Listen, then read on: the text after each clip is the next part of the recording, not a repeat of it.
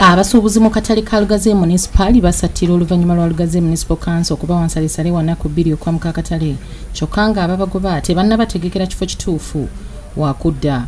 Abasuubuzi bano bagamba gye babasindiikiriza okudda wali ababbi. Wiiki ewedde abasuubuzi baatabukira abakulembeze b'akatale kano nga babalumiriza okubalyamu olukwe nga bwe twakulaga mu mawulire gaffe.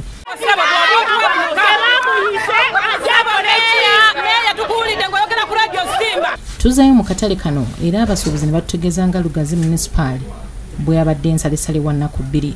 Akatale kano kaweza yiika emu n'ekitundu era nga municipal y'e Lugazi ye yakatwala nga abasuubuzi abakoleramu baweera 625 nga batunda ennyaanya, engoye n'ebintu ebirala. Abasuubuzi bano basaba ab'obuyinza okubongerayo akabanga basobole okwetereeza.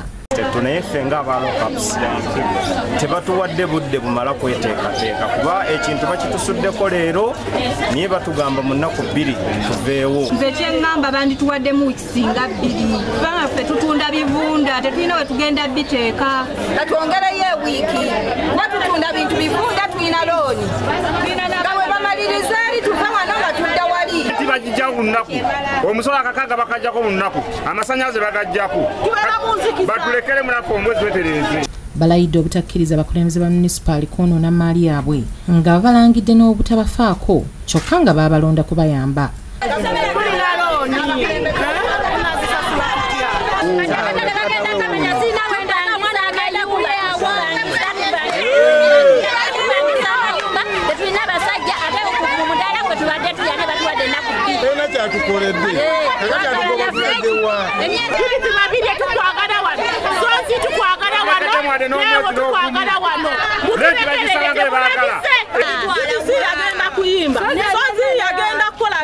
Ssentebe w'akatale kano Hassan Biruma yeebaziza municipal okukkiriza abasuubuzi bano okwenoonyeza ekifo ekipya wabula n'agisaba okubongerayo akabanga kubanga tebalina we bagenda kutereka maali yaabwe. Nga bw'omukiraba era nga bwe kifaanana kyetaaga okulongoosa, kyetaaga okuteekawo emifulejje, kyetaaga okufensinga fensi.